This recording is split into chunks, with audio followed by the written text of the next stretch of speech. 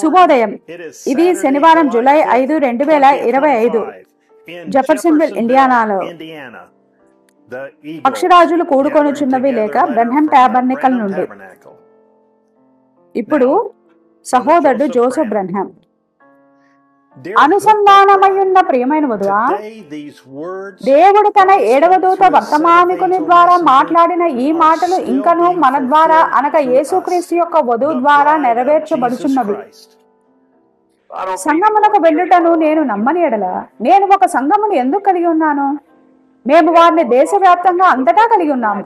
ఈ మధ్యనే ఒక రాత్రి అనుసంధానం అయ్యాము. ప్రతి 500 మైళ్ళలో నా సంఘం ఒకటి ఉన్నది. వారు సంఘములలో ఉన్నారు, గృహములలో ఉన్నారు, చిన్న భవనములలో ఉన్నారు, మరియు చివరికి పెట్రోల్ బంకులలో కూడా ఉన్నారు. అమెరికా అంతటా వ్యాపించి ఉన్నారు. సరిగ్గా వాక్యము బయలు వెళ్ళుచున్న అదే సమయంలో అందరూ వినుచూ ఉన్నారు. మరియు ఈ రోజు మనము ఇంకను ఆయన యొక్క సంఘములలో ఒకటై ఉన్నాము. ఆయన ఇంకను మన కాపరి అయి ఉన్నాడు. ఆయన వాక్యమునకు ఇంకను ఎటువంటి అనువాదం అవసరం లేదు. మరియు మనము ఇంకను ప్రపంచ వ్యాప్తంగా కూడుకొని అనుసంధానమై ఉండి దేవుని యొక్క స్వరము యేసుక్రీస్తు యొక్క వధువును పరిపూర్ణము చేయడాన్ని వినుచున్నాము. ఈ దినము ఈ వాక్యము ఇంకను నెరవేర్చబడుచున్నది. ఆ వెనుక వారు దానిని ఎందుకని చేశారు? సరిగ్గా అప్పుడే వర్తమానములను వినడానికి సంఘ కాపర్లు ఎందుకని తమ సంఘములను మూసివేశారు? వారు కేవలం టేపులను పొందుకునేంత వరకు వేచి ఉండి పిదప తర్వాత స్వయంగా వారే తమ ప్రజలకు ఆ వర్తమానం బోధించి ఉండవచ్చును కదా. మరియు ప్రత్యక్షత లేకుండా అనేకులు ఆ విధంగా చేశారని నేను నిశ్చయంగా చెప్పగలను. లేదా కొందరు తమ సంఘ సమాజములతో ఈ విధంగా చెప్పి ఉండవచ్చు. ఇప్పుడు వినండి, సహోదరుడు బ్రన్హమ్ గారు దేవుని ప్రవక్త అని మనం నమ్ముచున్నాము. కానీ మన సంఘములలో మనము ఆయనను వినవలసి ఉన్నామని ఆయన చెప్పలేదు. ఈ ఆదివారము మరియు ప్రతి ఆదివారము నేనే బోధిస్తాను. కేవలం ఆ టేపును తెచ్చుకుని మరియు మీ గృహములలో వాటిని వినండి. ఇప్పటి వధువులనే అప్పటి వధువు కూడా ఒక ప్రత్యక్షతను కలిగి ఉండి మరియు స్వయంగా తామే నేరుగా దేవుని స్వరమును వినాలనుకున్నారు. దేవుని స్వరము బయలు వెళ్ళుచుండగా దానిని వినడానికి వారు దేశవ్యాప్తంగానున్న వధువుతో ఐక్యమవ్వగోరినారు. వారు ఆయన యొక్క సంఘములలో ఒకదానిగా, గృహముగా లేదా వారెక్కడున్ననో ఆ వర్తమానముతో ఆ స్వరముతో గుర్తించబడగోరినారు. మరి ఇప్పుడు టేబుల్తో గుర్తించబడగోరుచున్నారు.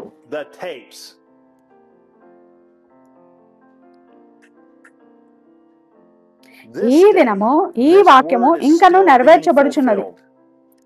వారు లేదా మనము దానిని చూసి ఉండగా మరియు ఇతరులు ఎందుకని చూడలేదు? దీనిని చూడటానికి ముందు జ్ఞానము చేత మనము నియమించబడ్డాము. అయితే నియమించబడని వారు మీరు దానిని ఎన్నడూ చూడరు. గోధుమ దానిని చూచుచున్నది మరియు వేరైపోవడం మొదలు పెట్టినది. దాని అర్థం మీరు మీ సంఘమునకు వెళ్ళడం ఆపివేయాలని కాదు, లేదా మీ సంఘ కాపరి పరిచర్య చేయడం ఆపివేయాలని కూడా దాని అర్థం కాదు. దాని అర్థం కేవలం ఏమిటంటే అనేక పరిచర్యలు మరియు సంఘ కాపరులు ముఖ్యమైన దానిని మర్చిపోయారు. మరియు మీరు వినవలసిన అత్యంత ముఖ్యమైన స్వరము టేపులలో ఉన్న దేవుని స్వరమేనని తమ ప్రజలకు చెప్పడం లేదు.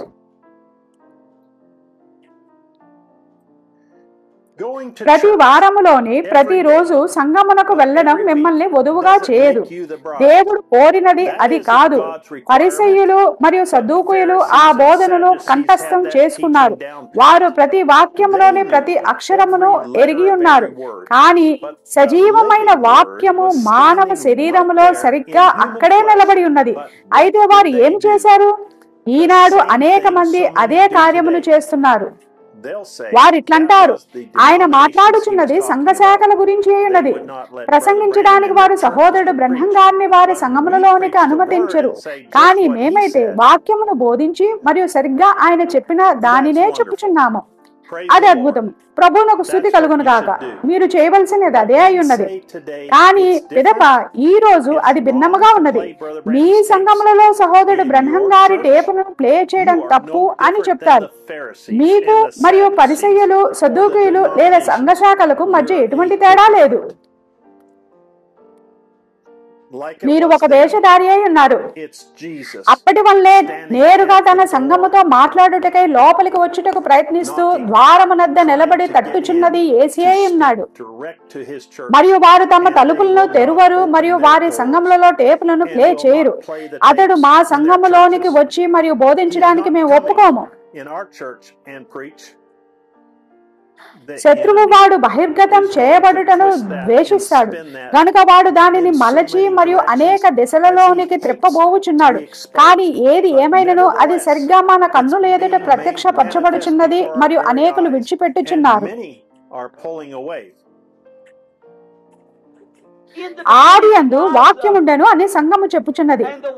మరియు వాక్యము దేవుని వద్ద ఉండెను మరియు వాక్యము దేవుడై ఉండెను మరియు ఆ వాక్యము శరీరధారి అయి మన మధ్య నివసించెను. అది సరియేనా? ఇప్పుడు లూకాలో మలాకీలో చెప్పబడిన అదే వాగ్దాన వాక్యము ఈ దినము కొరకైన ఈ ఇతర వాగ్దానములన్నీ శరీరధారి అయి మన మధ్య నివసించడాన్ని మనము చూచుచున్నాము. మన వినికిడి చేత విన్నదానిని ఆయన తన స్వంత వాక్యమును అనువదించడాన్ని ఇప్పుడు మన కన్నులారా చూచుచున్నాము. మనకు మనుషుని యొక్క ఏ అనువాదం అవసరం లేదు. ఓ జీవము గల దేవుని సంగమా, ఇక్కడ మరియు ఫోన్లలో వినుచున్న వాళ్ళారా, ఎంతో ఆలస్యం అయిపోకముందే త్వరగా మేల్కొండి. ఆయన యొక్క సమస్త సంఘములారా, దేవుడు ఇప్పుడే మీతో ఏమి చెప్పాడో మీరు తెరచి వినండి. ఆయన తన స్వంత వాక్యమును అనువదించడాన్ని ఇప్పుడు మనం మన కన్నులారా చూస్తున్నాం. మనకు మనుష్యుని యొక్క ఏ అనువాదము అవసరం లేదు. ఎంతో ఆలస్యమై పోకముందే మేల్కొనండి. అంత్య దినములలో ఏమి జరగబోచున్నదని ఈ సంగతులను మనము మన జీవిత కాలమంతా విన్నాము మరియు ఇప్పుడు అవి నెరవేరడాన్ని మన కన్నులతో చూస్తున్నాము.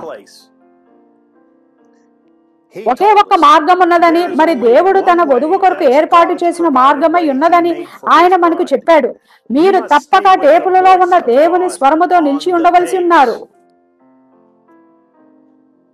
ఈ ఆదివారము జెఫర్సన్విల్ కాలమానం ప్రకారంగా మధ్యాహ్నం 12 గంటల సమయం అప్పుడు వచ్చి మాతో చేరి మరియు ఈ దినమునకై దేవుడు ఏర్పాటు చేసిన మార్గమును వినమని నేను ప్రపంచమును ఆహ్వానిస్తున్నాను.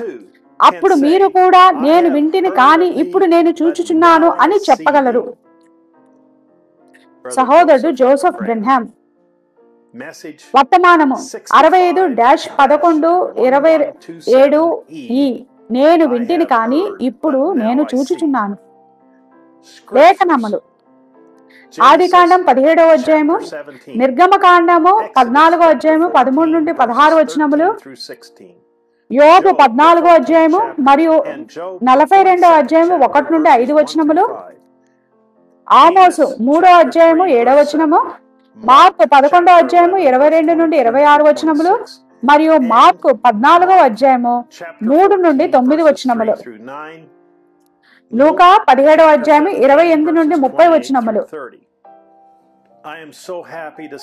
ప్రతి వారము దేవుని నుండి నేరుగా నా అమూల్యమైన దూత ప్రవక్త వర్తమానికుడు మాట్లాడినది వినుటతో నేను చాలా సంతృప్తి చెందానని చెప్పడానికి నేను చాలా సంతోషంగా ఉన్నాను. మరలా కలిసేంత వరకు దేవుడు మిమ్మల్ని దీవించును గాక. మరియు షలోం. ముందుగా ఏర్పరచబడిన విత్తము. సహోదరుడు డేవిడ్ ఎరిక్సన్.